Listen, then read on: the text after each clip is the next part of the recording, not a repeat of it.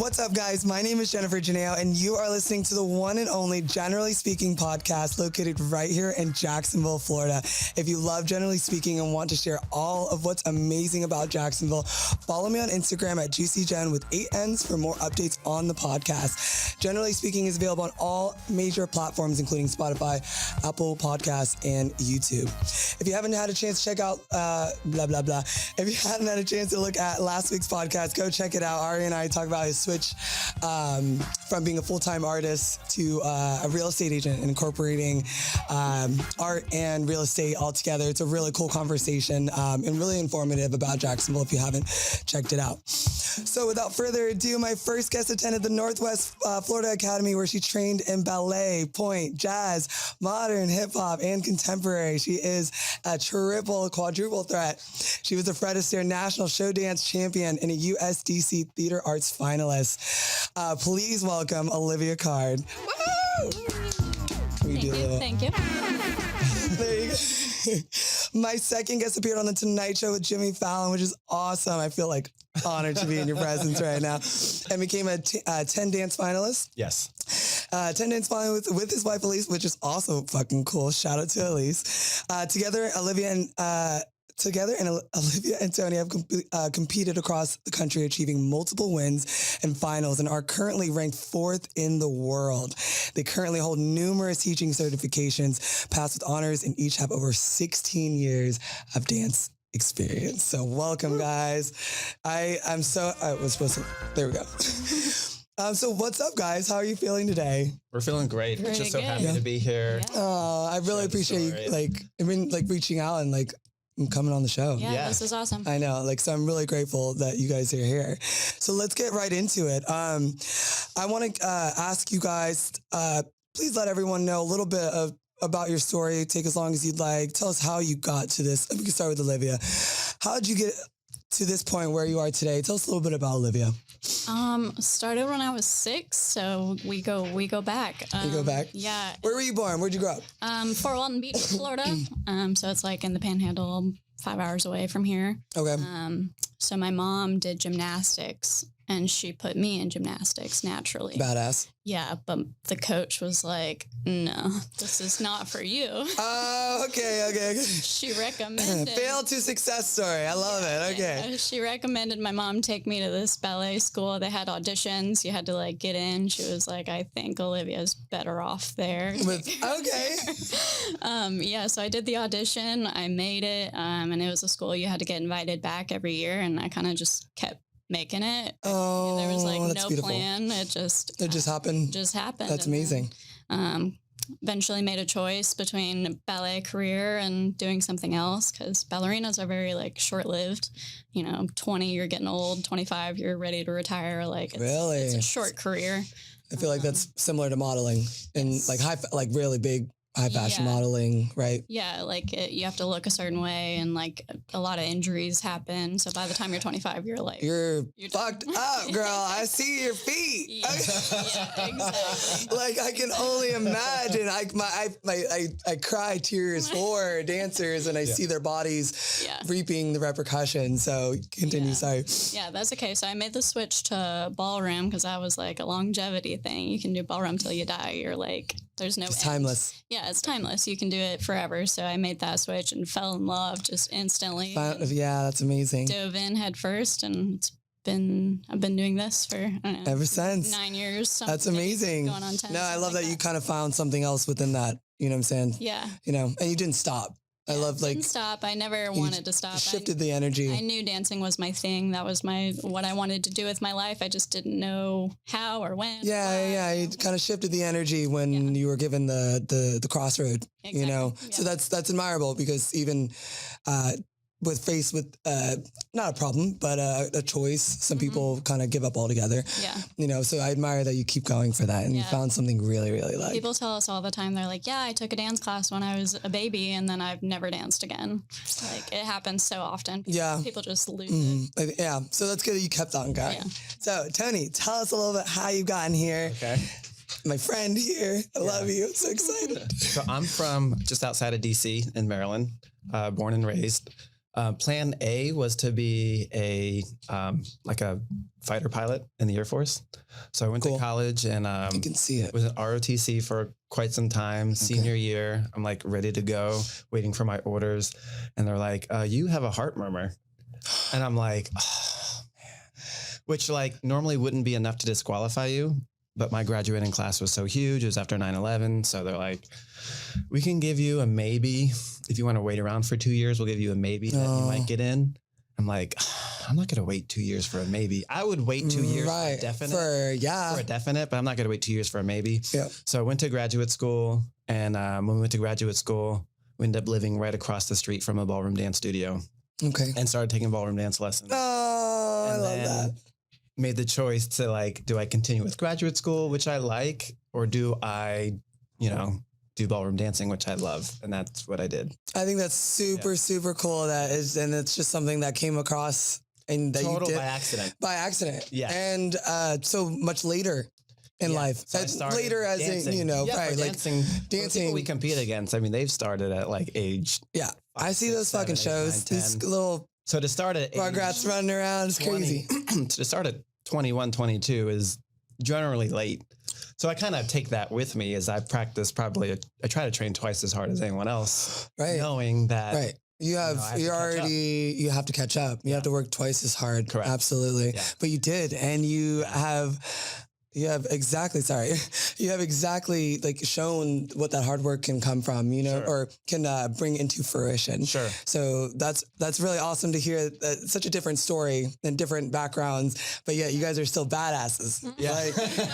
So that's really, really cool to hear. I want to ask about, Generally Speaking is all about giving the right type of exposure to the right type of people in Jacksonville. You guys are exactly who I want on this show because you represent grit and strength and you are the best parts of the city. So I want to ask about dance culture in Jacksonville. Is there a culture for dancing in Jacksonville? Is there a community for dancers in Jacksonville? If there is, what is it like? There are a lot of studios in Jacksonville. Okay. Every street there is a studio. Okay. Every studio has their specialty. There's some studios that are really good at wedding dances. Like they like people getting ready for their weddings. Yeah. Okay. Some are more like salsa, bachata, the more Latin social kind of dancing. And then there's like strictly ballroom, which is like waltz and they're called smooth dances, the ones that like spin around the room, like big. I want to do that. Like I have like visions of me twirling. Yeah, so I need y'all to help me. Cinderella style. Yeah. Okay. Ballroom. Yeah. So lots of studios. Yeah. So you kind of have to find the one that matches what you envision and what you want to do. So it might take some shopping around. You might try a few. A lot of places have like where you can try it out or. Do you guys give lessons? Yes, we do. Okay. So then go to these guys. So that's where no shopping around. You're going to go to world-class motherfucking teachers right here. So yeah, so there's a bunch of, I do see a bunch of studios, but does that correlate to having a community? Are these studios, is there a lot of gatekeeping in the dance community? How is that in Jacksonville? I feel like the studios kind of have their own thing that they're pursuing. For ballroom dancing, there's just not a lot of venues in which I feel like there's a place for everyone to come together to do dancing. Yeah. It's not like New York City where you have these large halls with these large bands coming in the room for people to dance like that. I would love for Jacksonville to have that, and maybe they will someday in the future. Let's pioneer it. Let's get it started. I think it's a lot of studios provide their own venue for dance for their students most of the time. So like even at our studio, every Friday evening, there's a party. There's a party here for our students to like do all the dances they're working on and stuff like that. Okay. And so when we go, so you're saying like there is a bunch of studios. There's definitely everyone has their niches, their specialties. But as a whole, there's maybe some disconnect with as a community, like you said, the space. Yeah, there's not like it's not like New York, like you said. Okay, I would say probably people see each other as competition and are not as prone to do things together. Okay. Because they might be afraid of like losing students or like say your student dances with a teacher from another studio. And that teacher's it's like that phenomenal. Competitive like that. Yeah. That teacher's phenomenal. And you haven't really worked a lot on your dancing. They're like, that teacher wouldn't bring a student out to to that situation. Really. Okay. Yeah. So it seems there's a little bit of gatekeeping with what you have, you kind of want to hold on to because it is competitive. Right. Yeah. So there's more of a competitive nature in Jacksonville. So, but that's cool in and of itself too. You know, you have some pros from that, obviously, you know, there's different styles, I'm assuming, for someone to find. And like you said, but for the pros that we see out on the competitive circuit, I feel like we're all pretty friendly towards each other and good. It's Yeah. not like, you know, mean. Right. It's like if we see each other out, like, we know each other. We're gonna great rivalry. It's like, you know, it's a friendly competition. Okay, good. And because I know that I've seen a lot of studios and I know people are kind of hesitant going in and nervous about those types of things. So I thank you for sharing, and anybody listening, there are options out there, you know, just find something that you connect to and try different things out. Yeah. You know, maybe try different things out. So where can people, since, you know, like you said, it's not as a, like New York, let's say, where we have these big spaces and ballrooms to maybe do more community events for dance. So is that something you would like to see in Jacksonville? Do more community events? Is that something you would think about pioneering yourself? To take the leap in the cost of setting that up, I probably wouldn't do that. But when I lived in Charlotte, that's where I lived before here, Charlotte, North Carolina. And like every Wednesday, there was this huge, like ancient looking church that would open up like their space and have live swing bands come in. And like there'd be hundreds of people coming in to dance. Oh, that's cool. That's like a movie. That was a ton of fun. I mean, that was so much fun. I just felt like I went in a time machine and went back to like the 50s or 40s. Oh my God. Everyone's wearing like their best. From that time. Oh my gosh, that's amazing. Yeah. So, I mean, I'd love to see something like that. That would be cool. I think you guys should say that. Yeah. I think that would be super part of the cool thing there was just the venue, just like. Right. I think this space, like you said, and I'm not familiar with maybe the amount of space you might need, but I'm assuming a big event with bands. Yeah. A band, let alone one band, multiple bands, you know, is probably going to need some space and dancing. Yeah. You guys are in one spot, clearly. Sure. And if you're having, you know, dozens of couples or whoever, then I'm going to assume you need a big space. Yeah. And like parking and everything. Yeah. But that would be really cool to try. Very cool. To try and pioneer something like that. I think it can be done. You know, I think it could be done. Or like, maybe a group of people could get together and do it. I mean, because the cost of one person doing, I think, would be a lot, especially to get the ball rolling in the beginning. But I think once the ball's rolling, you can ticket that event and you could, you know, I feel like you could. Yeah, we'll write this down. I think it'd have to be. We're gonna get it done. It'd have to not be associated with any studio. Yeah, like 100%. It would have to be so generic that everyone is welcome. Like Dancers Club of Jacks, it's just like a community, not like a. You know, somewhere you're going for specific lessons. Right, it'll be just like a name drop a specific studio. Yeah, because if I was doing it, our studio would come, but like others would. And I'm gonna wear like y'all's logo everywhere and be like, you know, like I could see the friendly competition in that since you guys said there was some rivalry with that. So there would have to be something just so open. Yeah, very open-ended. I think a very open-ended, like you said. No, there's not one kind of studio pulling the strings, because then that's where you obviously would make it. That's why I love community events, because it's not monopolized by, you know, especially something like you said, there's so many studios in Jacksonville. And if someone, let's say, sees a specific dance studio, they might automatically, someone that doesn't know much about dance, already knock it out, because let's say they see it's just a jazz studio, right? Sure. Just not knowing that they may be sponsoring the whole thing or fronting everything, but someone could look at that and be like, well, I'm not into jazz, right? And then they're not considering that it's a community event, right? See, that's like the unfortunate thing, is that people are reluctant to work together out of fear. Here, guys. So sorry. It's okay. They're reluctant to work together out of fear of losing. When in fact, if there was a community, it'd just be like, it'd be a win for everybody. Right. Really. That's like why I'm like, there's enough people that love dancing for everyone to be successful. Right. And I think there's a lot of inquiries about dancing. Sure. You know, not even competitively, just people that love to do it. Yeah. That don't have anywhere to do it. Sure. You know what I'm saying? And I think opening that up, it would be so cool. Yeah, so for everyone. for everyone, like, and that's why I love like community events like that. I feel like you guys, we're gonna start. Yeah, you don't go somewhere and see like one food truck. I mean, the best events have multiple all food trucks, the things, and then everyone comes and everyone wins. And everybody wins, right? So I think that is something that absolutely we need to pioneer. I think it'd be amazing, and obviously, we'll throw some fundraising in there. My sister will bake. I think that would be really cool. Yeah. I think that would be something that would be absolutely supported in Jacksonville, especially at the beaches too. Yeah. Using that sea walk. Yeah, that's a good space. I guess the space. That's a good space. Right? It's like, it's on the grass, but I feel like you could put in something there. Start something. Yeah. Yeah. You just start something. You can put a dance floor anywhere. You can put a floor there. Oh, really? Tell me more. I mean, there's just companies that just like have those connecting floors. Oh, you just kind of like at weddings, when they have okay. dance floor. I knew that. Yeah. Okay, I knew that. You can put it anywhere. He said it's okay. He said, you're pretty. So my mom said, she's like, you're so pretty.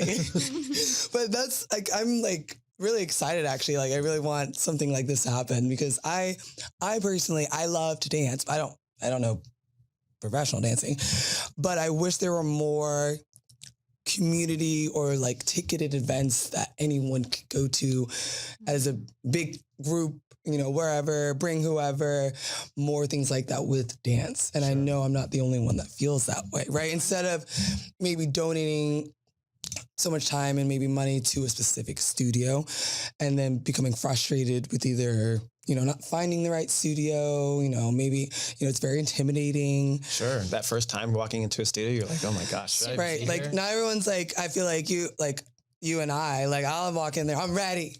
Like, I'm not a very shy person, but a lot of people, most people are hesitant or think that they can't dance. Sure. Right. When I think, just correct me if I'm wrong, like anything with practice and I think anything you love, like who's going to say you can't dance? Like, if someone's, you see that guy at the party and he's like fucking killing, I don't know what he's doing with his arms, but that guy can dance, right? Like it's the just person like with the most confidence is the best dancer. That's what I'm saying. So like, there are like skilled dancers, like highly skilled dancers that can move with low confidence that don't look great. Right. Versus that person that doesn't know anything that just thinks they are the best thing. That is what I'm saying. They are the people that everyone wants to be. Exactly. So and that's what people watch and like, oh, man, I wish I could do that. And when I see that, I'm like, dang, like those, like, how can you tell that person they can't dance, right? And it's like, that's like what I feel. A lot of people, when they are like that, when they, like you said, confident, when your confidence shows like that, you said the best, that's the best answer, right? Yeah. But yeah, it's definitely an intimidating thing. Walking in or breaking out of your comfort zone with something that involves especially the movement of your body. In front of other people. In front of other people. I believe dancing is an intimate thing, not romantic, if it doesn't have to be, but I believe that it's a connection. I believe there has to be some type of trust with a partner of some sort for it to be enjoyable too and happy. You want it to be like, you don't want this to be this block. Awkward party. Right. So, I definitely see how it can be intimidating and so I'd love to see more and, we got to get this thing started. I think there are a lot of people like me wanting to get out there and just sometimes fucking dance, and there's not really a lot of, Jacksonville has its niches, like you said, like, if you want to go beach bars, that type of music, get drunk, fucked up, dance. And then you said like you have all these other studios that offer specific dancing and this and that. But I think as a whole, like just go there and hey, there's people over there showing you how to foxtrot and there's people over there doing like hip hop, like, right. And it's just all free will. Like you come and dance, right? And 99% of people that walk into a dance studio for the first time assume that like everyone started as a brilliant dancer, but everyone has started from scratch. Like most of our students come in, they're usually like from 30 to 65-ish. That's like the average age that we see when someone first comes in and they're like, oh my gosh, I can't do anything. There's no way I can learn this. I don't even know why I'm here. I'm like, well, that's everyone you see in this room started just like you. You took the first step. You took the first step. You got here, you got in the door. Yes. Now you just, that's the hardest fucking step. Can you like snap your fingers to the music in your car? Then you can dance. Like that's what I tell people. I like, look.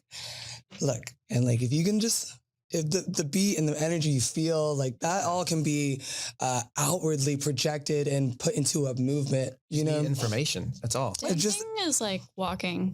You're just walking in patterns at the beginning. Oh my God, I'm signing up for lessons. I cannot wait. But so long as you can walk one foot after the other, you can do dance steps. Oh my gosh. As simple as it is. I love that.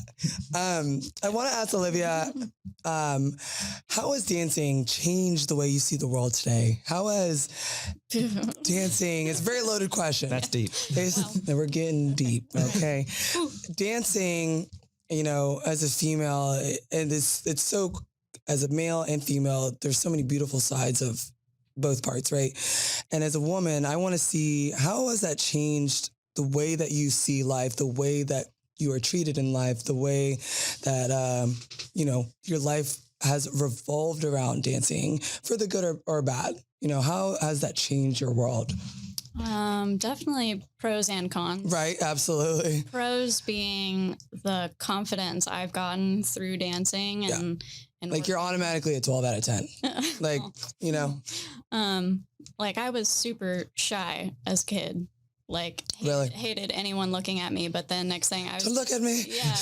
They're onto us. We're like performing in front of like 2,000 people though. And once I kind of realized that and it kind of occurred to me, I'm no like, oh, other feeling. cool. Like it's kind of cool to do something. Kind of fucking cool. Yeah, in front of that many people and be decent at it. Like, and it's just something like dancing is something you can just work endlessly on. You can never be perfect. You can never be, I really don't think you can be the greatest, because the minute that you're the greatest, someone else is going to be better than you. So you can't. It's a constant effort, and that's the beauty of it. It's no ceiling. Is a constant refining of a sword and a blade, and it's beautiful. You know, every side is constantly being, you know, sharpened, which I love. You know, it's just it's a timeless thing. Yeah. So I feel like I've just had a mission, like a never-ending mission. Oh, that's beautiful. A never-ending purpose that is constantly fulfilling. Yeah, and something that I love and that I just can keep doing forever, and love that. But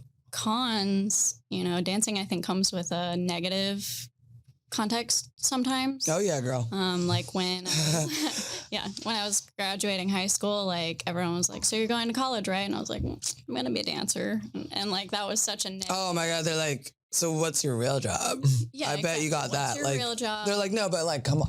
Like, what are you gonna do? It was like, what happens if you break your leg? What happens? Oh my God. Constant. Like that. I got asked that so many times, and I had to just keep repeating myself. I was like, I'll figure it out then, but I plan on not doing that. Like you could break your leg doing anything. Yeah. Exactly. It's definitely a dig, and I hate that. You don't ask a surgeon. What do you happen if you get a what happens? Right. What happens if you get a splinter? Yeah. Like I'll deal with it. Yeah, I'll deal with it when it comes. And legs heal, breaks heal. Yeah. Injuries are a part of every single kind of occupation. I can't think of an occupation where people haven't gotten hurt. Yeah, exactly. You know, and there's, you know, obviously physically you're at a greater chance, I'm sure, of injuries, you know, being an athlete. That's, you know, absolutely, you guys are professionals in that. On the other hand, athletes pay so much more attention to their bodies and taking care of their bodies than the average person. So like, you might get injured doing the sport, or like you might get injured dancing, but you're probably doing things to prevent that more than. Oh, 100%. I'm sure what comes with, you know, your culture is obviously, you know, taking care of your body in every way. Like we're stretching, we're working out, we're eating right. Listen, I'm trying to learn how to do the splits. That's tough. Okay. That's hard. All right, girl. I'm like almost there.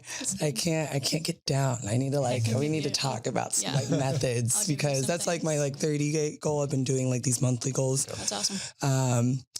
But the splits is kicking my ass. And like, I'm like, you know, I love working out and running and staying like limber, but definitely doing the splits is a challenge, and I want to make sure too, like I don't injure myself. So like you said, doing things to prevent as much as possible is a part of that. Yeah. So and you said running, which is like the number one thing to tighten your leg muscles. Is it? Yeah. Damn it. If you look at runners that haven't spent a lot of time stretching or a lot of time working on flexibility, like they can't touch their knees. They're so damn. tight. Okay, then that's good. I'm overstretching now, because like that's what I love to stretch. I feel like stiff if I don't. Right. Okay, so we're gonna get together with stretching. Okay. Sounds good. and then we're gonna get to dancing. So no, that's awesome that's how you view exactly how dancing has changed your life. I mean, it's just facts of how it's affected you and just the reality of being a dancer. It's really awesome. Like it's fucking awesome. Such a cool thing. I can see the joy coming from, like, I can see it's genuine. Yeah. You know what I'm saying? Something fronted. So I wanted to ask you, Tony, common struggles, especially as a male dancer. Now, I know that there might be, and I'm assuming, but there's got to be some stigmas against or that come with being a dancer as a male. Now, and obviously females as well, but it is different. You know, sure. I think that growing up in a society where dancing is always considered just feminine. Sure. Right. It's not maybe a lot of parents and dads, very, the sports dad, like they think, dancing, that's not, for a boy. So how did that, especially you started later in life. Sure. Is that a thing? What are the stigmas that you've dealt with and how have you overcome them? Oddly, I haven't had much stigma because I really? like. Oh, that's good. With the schedule that we have, we're around our people most of the time. So I think too because almost all the time. So if I'm not like in the morning, I usually like surf or do photography or something like that. When people find out, you do. They're like, "Wow, that's so cool." But yeah, I guess like. The one time where people were like iffy was when I chose to do it as a career because I was in grad school to do clinical psychology and I was working on a PhD. I was halfway done and people are like, well, that's guaranteed income versus you want to dance? Mm. Like what else are you going to do? Mm. And similar to what Olivia said, like, what if you get hurt? I'm like, like, I'll deal with that later. Right now, I'm young enough to do this. I'm capable to do this. So I'm going to do this. It's not always about the money. It's not. No. I mean, it's like you can't take it with you. With clinical psychology, there's just so much red tape. Like, you can't help people the way that I found I couldn't help people the way I wanted to. You really wanted to. And versus like dance, you kind of are doing You are doing that. I don't have any like legal constraints of like what I can say or how I can say it. It's free. It's freeing for sure. So, I mean, I haven't had much stigma, probably due to my environment. So I've been lucky and yes, been supportive. I think so too. Supportive. Oh, that's good. Yeah. I think oddly, like growing up, my sister's the one that played Division I basketball and the son is the one that's the dancer. So it's kind of. Oh, right. Okay. Yeah. It's the unorthodox, twist. Yeah. But I think that's really cool that you have a lot of support. I think too, you starting at a later point. Sure. You being an adult and being firm in what you want to do, like nobody can tell you anything, right? I see the younger boys struggle, obviously, with trying to get into something like dance. And, I think they're like, oh, he's confused or he doesn't want to do that, and it probably would be more of a stigma if I had started earlier, especially with ballet or something like that. Yeah. So ballet. I saw a lot of that. Yeah. Right. So I think and I've never even been around like dance culture so closely. I just know that I've seen and heard, especially in ballet. Yeah. I was already at a school. I was already at a school for all that, so right. I didn't have any of the guys. Okay, right. So or anything like good. That. Well, that's good. So you didn't have to go through that, and I think too, when you're older, you're gonna do what you want. You're gonna do what you want, and like you said, so once you find that your community, that's the best. That's it. Yeah. So and it's a lot harder as a young, person. There's no. You just with shitty ass kids all day, or parents that are not as supportive or open to, you making your own decision and trying out something, so I think that's definitely something that boys face, and you starting later in life, definitely has maybe prevented some of those stigmas, which is good. Sure. So I wish it wasn't like that for younger people. Oh, I know. I mean, I wish. We're moving. I mean, I don't know. I think it's in a way better direction. Yeah, than it has been. Yeah. When I see like male dancers now, it was definitely different than me growing up. Yeah. And like, I always never thought anything about it. I just know now the perception, I think, is changing in a better way. Dancing as a kid is so amazing for you, even if you don't pursue it, like if you just do it as a hobby, but you learn about your body, you learn how to connect your muscles, you learn how to stretch, you learn how to train yourself, you learn how to have a good posture, like things that every adult should have, but they don't, because a lot of kids slouch and they do that for the rest of their lives. No, the rest of their life, yeah. They never get taught posture. We all have great posture. How to have your body right. Like you got to put it right. And the best way to learn that is dancing. You've got a teacher yelling at you, telling you how to do it. You know, so Olivia, what would you give to some advice for someone who's afraid of that judgment, you know, when walking into a studio or trying to sign up for a class? You know, I know it's very easy for us to be like, just do it, you know, like some people like us, we're like, just, you know, you got it, you know, but there are people that really struggle with anxiety and they have all these dreams, but you know, it's unfortunate for them to get it out is almost, you know, debilitating. Sure. So what kind of advice would you give for someone just maybe making that first step to getting there, you know? Just there is no expectation from you as a student, as someone who's walking in, like we expect you to be horrible, and that is our job to fix. Like we don't want you to walk in and be a good dancer, because what am I going to do now?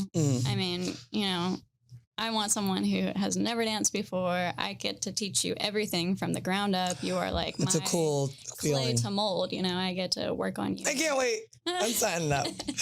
Like every student I've ever had, I'm pretty sure has walked in. They're like, I have 2 left feet. I can't dance. And it's like, okay, are you a dancer?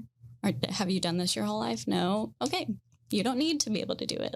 That's what I'm here for. This is my job. This is what I do. So, there's like absolutely nothing to be nervous about. Start with telling yourself there's no expectation. Yeah. You know, if you find yourself, if you find yourself finding some sort of expectation, it is coming from you. Like your teachers want to let you know there's no expectation coming in.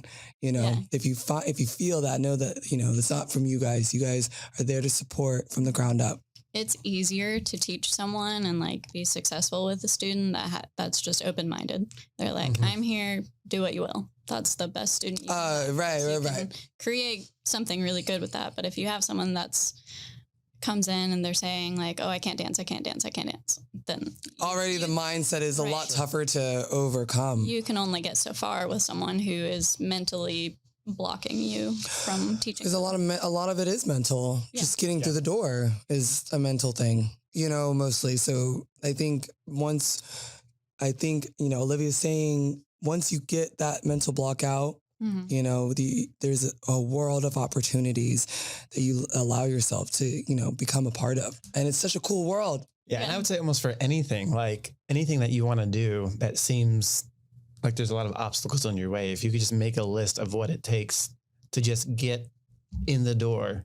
Right. Step one, like maybe what do I need to do? Just like Google. Maybe that's step 1. Yeah. Step 2. Find out what I like, what interests me, what kind of dances I don't want to do. Step 2 might be just calling.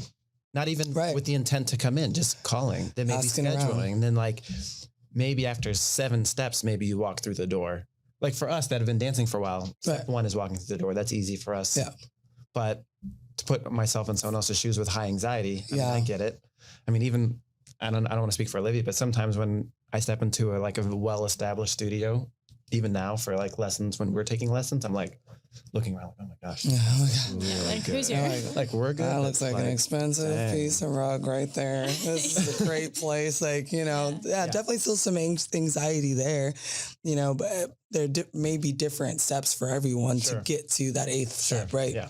But as long as you, like you said, start step 1. What do I need to do to just get there every day? Take it as dancing is like so fun. It's such a fun thing. It's so fun. It's the coolest thing.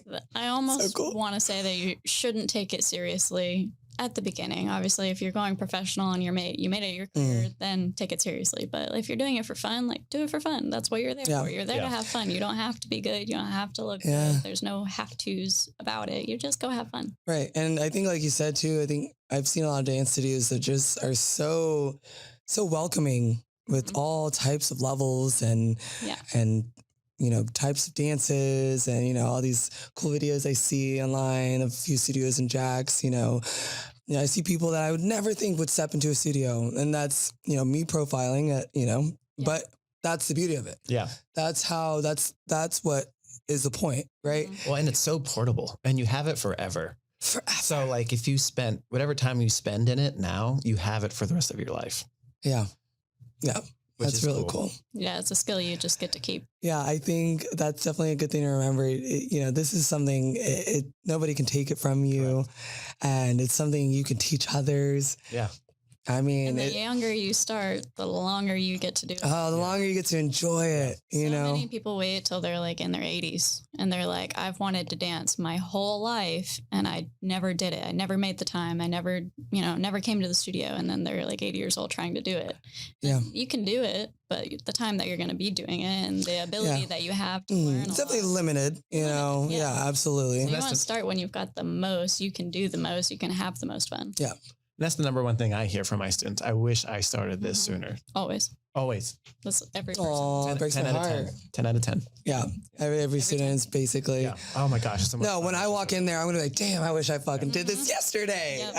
Yep. I'm going to be the 11th student to say that. So, because like you said, it's just such a timeless and like forever thing. Something that brings like genuine joy. It's a serotonin boost every time. Just moving to music, like it makes you happy. I think that's such a innate feeling, moving to music, whatever. I think music is the universal language, and it literally and I was in France and they're like playing this crazy song and like, I don't know what the fuck it's saying, but I don't have to move to it. Yeah. Right. I mean, your heart beats in a rhythm. Everything moves in cycles. It's not random. So, I mean, I think that's part of us to be rhythmical. Yeah. You know what I'm saying? I think that's exactly right. I think that was like, I didn't know what the fuck this guy was saying, but like, it sounded good. Everybody's dancing. And like, that's the beauty of like, it's crazy how all these people, you could probably interview every person in that room, probably from all different parts of the world. I mean, I was from Jacksonville, Florida, in the middle of the French Alps. Like, I'm sure there are other, and it's like crazy how that, like, and we're all dancing at the same place, same time. And that's a pretty cool feeling, so dancing, like you said, just do it for fun first, obviously professional, it's a whole different world, but dancing is fun, don't forget that fun, that's a part of it. So, and I'm sure you guys have plenty of fun with it. So always. Tony, tell me about a performance you didn't enjoy. What would have made it better? Now we're going to get into the raw, real, and juicy questions. So like, you asked. My mom helped me with these. So I guess like early in my competitive dancing, I was so concerned about what other people thought, like what the judges thought, what the audience thought. And I'm going out there, I guess I started competing 3 years after I started dancing. And I'm out there with people that have been dancing like decades. So I feel like very small. So I guess like those first couple of years were really rough on me mentally. And to just have the confidence to keep going was tough. But again, I just enjoyed it so much and enjoyed the journey so much to just keep going. But I would say like the first 2 years of competing, like my first time, I remember like I almost walked off the floor and cried. I was like, we have no business here. Oh my gosh, this was awful. But then we watched the video and thank God we like there's companies there will like record your performance, watch the video and it wasn't that bad. But it where you're gonna be your toughest critic. Horrible. It felt horrid. You're like, who? And like, let me go on that stage. If I could go back in time, I wish I would have given myself a little grace in the beginning. I mean, it takes like a lot of years to develop those skills and I held myself up and a lot of confidence in the beginning that wasn't fair to myself or my partner, really. Yeah, because it takes a lot, not only skill, just a whole mental, like you said, mentally it was very challenging, because, like you said, it didn't look that bad, right? There's always room for improvement. The first 2 years, obviously, you're still improving, but mentally, I mean, like you said, sometimes you could have walked off that stage and not came back. Correct. Like if mentally, you know what I'm saying? I could have easily made that decision. Yeah. So giving yourself grace. I hope you found more of that, in your over career. Time, and you develop more and it gets better. And the video feedback and the feedback from your coaches and judges, it gets better. So it gets better most of the time, but every so often She's like, listen, I'm gonna give it to you straight. Yeah. Every so often you'll go out there and do something that's amazing. Like very few other people in the world do what you're doing. So how do you, as a dancer, how do you handle stress and added pressure as a dancer? How is that? What are some of your what's the word? Like, when like you do things repeatedly, it's like your thing that you use to handle stress. Like, what is the fucking word? Like coping mechanisms, habits, okay, mechanisms, strategies. Yeah, something like that. I can't think of that. Good. It's So all pretty. very it's all very mental, really. I think it's just Like, what do you do to decompress? decompress. Okay, decompress. I don't know if I do that. She's like, I've been update like this for forever. My whole life. She's like, I have the best posture in the entire world. I think something that's helpful for us as professionals is that people who, like, we have students, we have people who are not dancers around us constantly telling us how amazing we are and how cool we are. And we are constantly being told good things, positive feedback all the time. Yeah. So really the negativity. Making sure to listen to that positive feedback. Yes, it's like really hear it. Yeah, people have said the nicest things, like you made my day, or seeing you dance. Like I've been looking forward to this for so long. Right. Like I saw you were going to dance here and I came just for you. Things like that just make your whole day. So paying attention to make sure like that. Yeah. Even when it's stressful and tough, like kind of zeroing in on listen to the good. Like why some of the best moments that bring you that joy again. Yeah. For me, it's over preparing because your body's going to do what it's going to do. It's going to do whatever the fuck and it's you just gonna have do. to be able to do it in autopilot and to not think about it. And you just kind of like when the music comes on, I just get really tunnel vision and all I really see is Olivia. And then it's just, dance for 4 minutes. You are And at the prepared. end, then I'm back out in the crowd of people, but I think it's like in sports, they call it a flow. Mhm. So I'm sure it's the same in dancing. It's Yeah. like, You got to find it. it's a flow. Mhm. Like there have been times I just did this weird thing with my hand. There's times I've been in sports and like you said, I've done some crazy plays and then in the moments when I think back, I don't technically remember doing it. Yeah. Maybe, and it's not like, I remember doing it, but it was such a fluid and innate motion that, like you said, it's just your body's on autopilot. Yeah. Right. Like I can't tell you I fucking just did that. I just did it. Yeah. Right. So I can relate with that, especially like being in sports in some way. I definitely found my flow a lot of times when you're in plays and things like that. But so, Tony, have you ever had any quarrels with instructors or any differences, let's say, or any, what's the word? I can't think of these words right now. altercations. Disagreements, altercations with instructors. Tell me about the situation, how you resolved it. If you had one. Any drama, any tea? I think a lot of the drama in dance happens behind people's back. Right. Just like anything, there are the shit starters. I think and we're watching you. for ballroom dancing, I'm bigger than most people. So I don't think people really want to start. Good. Usually like Solid. the people that we dance with are, I don't know, like 5'5" or whatever. And I don't know. I get a bubble of space. People respect my space. Good. No, that's good. I really don't look to start anything, but when we're dancing out there, when there's a lot of other couples on the floor, I'm like, this is our space. If you're in it, you're gonna get some contact, so you don't want to be in it. That's the worst. You get like a cold shoulder sometimes. You get Just somebody like look like being snotty towards you, and we just try and make fun of them. Like, you just gotta remember, like, it's like, okay, we're dancing. I remember who you are, Yeah. and for the next dance, I'm gonna line up really close to where you are, so that the judge can see us. Exactly. Okay. Score us accordingly. Okay, so it's a little mental game there. we have fun with it. Like, Good. We don't take it too seriously. We don't. Good. We have fun. I think that's. I feel like 90% of people, competitive dancers, have the best intentions out there. Every once in a while, you have like that, like Tanya Harding, Nancy Kerrigan kind of God. clip their shins or something. But that's Oh my God. rare. That's very rare. I think, right? Yeah. Yeah. Not Even too though ma- people not with too their many people. eyes, like the mood is cold. Yeah. It is very cold. I is feel ice. like It is ice cold, 'Cause but you we wa- don't really. You want to beat everybody, you know? Like, right at the end of the day, like Yeah. you're like we're competing. No, like in the practice room, it could be a freezer. It's that cold in there. Oh, Yeah, just no one's friendly. No one's friendly, but no one's mean. Yeah, like it's Yeah. weird. It's like it's- you do your thing. We'll Everyone's do on our their thing. own they're island. indifferent. Business. They're just like there. And that's the thing with like ballroom. Like we have our team. Like Mhm. together, it's me and Olivia. That's our team. That other couple has their team. It's just them two. So everyone, it's a bunch of teams out there. Yeah. So yeah, and they gotta keep face. You know. Yeah.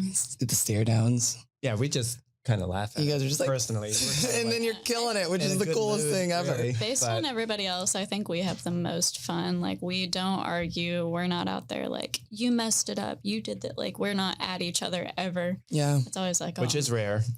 yeah, Yeah. yeah. A lot You of see a lot of couples infighting. are Oh. really mean to each I other. feel like awkward. You guys are just sure. killing it out there, right? Olivia, have you ever forgotten the steps to a dance routine? Yes. Tell me about it and how you overcame it, my lady. gosh. Well, you're in a dance routine, right? It's to a song. So Ooh, what type of dance? So like what we do, it's called cabaret or theater arts. We have a 4-minute song roughly, and we have a routine. So basically every beat of that song we're supposed to be doing something specific. And if you miss something, you might miss It's like a trickle the effect. rest. Yes. Yes. So Some you things have are set to, up on the previous thing. Yeah. Right. So you have to recover in some way that gets you back to where you're supposed to be. Which usually if that happens to us, we have to just kind of talk to each other like while we're on stage.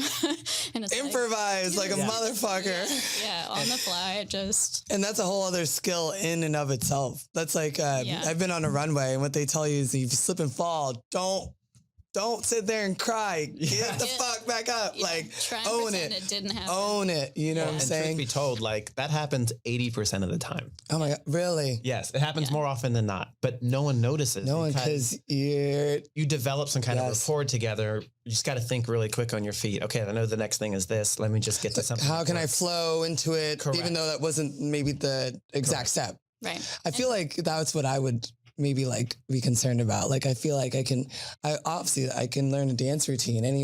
I can do anything I put my mind to. But I feel like that's what I would struggle with is Yeah. like a 4-minute song. So 4 minutes doesn't sound long, but It's when a you're long time. dancing and like learning a routine, it's a lot different.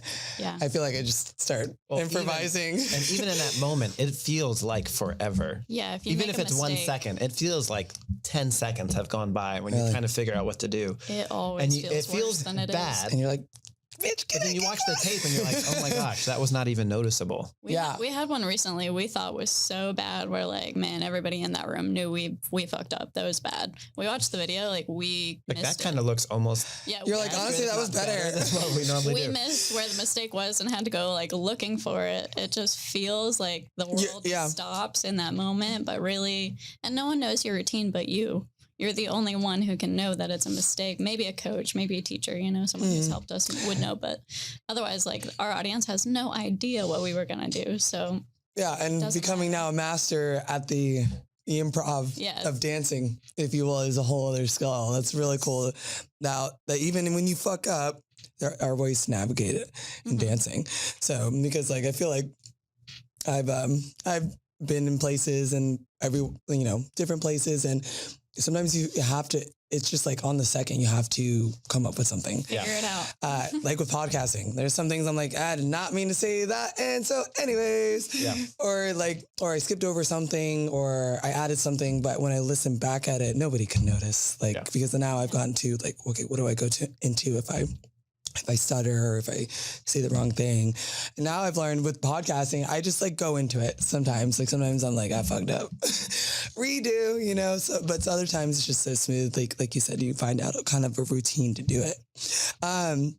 Couple last questions and we're almost done. Time flies by so fast. As a rehearsal process, has it changed over time with different partners, with different studios, dances or types? Your rehearsing and your get ready process, has that changed over time for you guys? Yes. It like you said, different partners. It varies. Yeah, you very know, much who you're dancing with. right. Yeah. How well you get along with that person. How much time you can spend together without Killing each other. Yes, exactly. So I can't let people live with me. I'm just like, yeah. A lot of ballroom couples, like Tony and Elise did it for a while. It's really, really hard to live with someone, work with someone, dance with someone. Like they are with you 24/7, and you have to separate your professional career and your home life, and that's really difficult. That's a hard thing to do. So something for us that's been great is we have our separate home lives. So when we come together to practice, it's refreshing. Yeah, it's not so over, you know, we're here to work. We're here for business. Like, let's get our.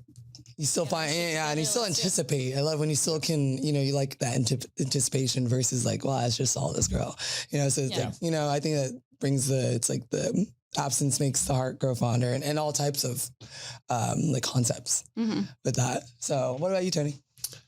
Like how was dancing with your wife? It was fun. Like I'm sure that's all changed. It's a lot of fun. It and like Olivia alluded to earlier, it was tough separating home, practice, work, because like we were together all the time, like 24/7. So a lot of times like we would argue in practice, and like it wouldn't be as efficient of the time. Like, you forgot to take the trash out. So it's. But again, it was very rewarding. It was something we have to do together. Yeah, I think that's a very lovely. Blessed thing to go through. Yeah, and we did it for more to be able to do that with your partner. Yeah, it's cool to see them now. Like he and Elise will dance sometimes, and their girls will be watching them, and it's just like such a cool family. Oh, I love that. Yeah. Oh my God, I love that. Like so now when we dance, we don't have that pressure to compete or to like be awesome. It's just all love and fun, and set a good example for the girls, and maybe they do want to do it too. But yeah, practicing with Olivia is great. I mean, it's fun. We're very efficient. We don't argue. We've had a lot of success in our cabaret. Yeah, you guys are like badasses. And I feel like having the success makes it more stressful, because now I feel we have expectations now, which before now you're on a podium. Yeah. Kind of, yeah. Which before people were just like, yeah, just go out there and do it. Now, like, no, because you can't like regress. You're like, you're there. You can't let this couple beat you now. You can't right, because you already got this. So like can't like and like there's competitions we weren't planning on going to. Like, well, you're expected now to go to X, Y, and Z, and we're like, God damn it. But okay. But right. Like I did have plans. Yeah, but it's okay. I mean, it's all good. It's great. I love it. I wouldn't change it for anything. How can we shout out your studio here in Jacksonville? Where can people find you guys? We're a Seaside Ballroom. It's the name of the studio. Ballroom. Seaside Ballroom. We did have a location pre-pandemic, but that got shut down, obviously, with all the social distancing. But we're teaching out of another studio called A Social Affair. It's near the Target on Beach and Hodges. Beach and Hodges. Oh, super close. Yeah. Super close. Okay, Yeah. Okay. So Seaside Ballroom. Seaside Ballroom. So, but the lessons are at Social Affair. Correct. So look up Social Affair. Look up Seaside Ballroom. Look up Seaside Ballroom. So you're using that space. Yeah, okay. Yeah. You're using Seaside Ballroom, guys. Is there anything you guys have going on? We are at the end of our time. Let people know what you got going on, what they should be looking out for. If you have anything, this is your chance. Honestly, I would just go to Instagram, go to Seaside Ballroom, or go to handles. Yep, let's give handles. Sorry, mine is Olivia Card 212, I think. I'll look it up. I think that's pretty sure. But and yeah, like Seaside Ballroom has a page. Yeah, which we put all of our dance Seaside stuff. Ballroom. We're just gonna. I already follow them. Yeah, there you go. We have 2 events that are on. We're going to Atlanta this weekend for a competition. How big is that space? Atlanta? For the space we're at? Studio? I was like, Atlanta? That's You're like, Atlanta's big, Atlanta's Jennifer. a big city. The studio that it's good. It's a big size. It's like almost 3,000 square feet. And like you can rent out. So we just teach our lessons out of there, and that's kind of just we're kind of like how a hairdresser rents a chair. Yeah. Like we You're so smart. We are within that building. We're doing our thing the same as everybody else next to us. Oh, okay. We're just not working like for Not that building. employed. Oh, okay. They're not employed there, but Because I was like wondering, that could be like if it's a big enough space, like to do a community event there. No. It's good. All the studios in town are good for the amount of students that they have, but like when you get all the studios together, it's a lot. We need a big space. Okay. I'm trying to scale in my mind. Big. Like I'm already like the making competition we have here. There's two competitions we have here in Jacksonville that are pretty big. They're both. One of them's at World Golf Village, like In the conference room. in the conference room, God, it's so far. and then one's in I don't know where you live. It's like Amelia 30 Island minutes. at the It's like 30 Ritz. minutes. So Okay, like you're there's right. no big ballrooms at those big hotels. That's Okay. generally what people use Okay, cool. for events here in town. Okay, yeah, I'm like trying to like get the ball rolling with this because Yeah. I think it'd be like such a cool thing for you guys to head and do. So, okay, so a handle you said at Olivia Card 2. 1, 2. 1, 2. I think I was looking that up. I'm pretty certain. We don't want to look up another Olivia Card. All right, so follow Olivia Card at Olivia Card 212. Cool. Tony, what's your handle? You have like a couple. I have a couple. The one that has the most following is Vitamin C Photography, where the C is spelled SEA. So Vitamin C Photography and then number 1 at the end, or you can just, my personal is Tony Kantin. TonyKantin. And be sure to follow Seaside Ballroom on Instagram and check them out for any of your dancing questions. Give them a call. So everybody here, thank you. So I just want to let you guys know, see, I just started right there in this wheel. I want to thank you guys for being a part of my process and my journey and my dream. It really does mean a lot to me. It was so much fun being here. Thank you. I want to have like another episode after I Yes. take some lessons. Yes, And we're let's just do gonna. it. I'm so grateful that you guys are a part of my process, and anything I can do and post about Seaside, or you guys let me know what I can do for you, and absolutely I will do it for you guys. Awesome. So grateful. thank you guys. So go check out Generally Speaking. It's available on all major platforms: Spotify, Apple Podcasts, YouTube. My name is Jennifer Janelle. Say goodbye to the camera, guys, and we will see you next time. Frontin' for the money, you frontin' for funny things. Sucker, I'm in my go-go boots, I'm in my do it by myself on my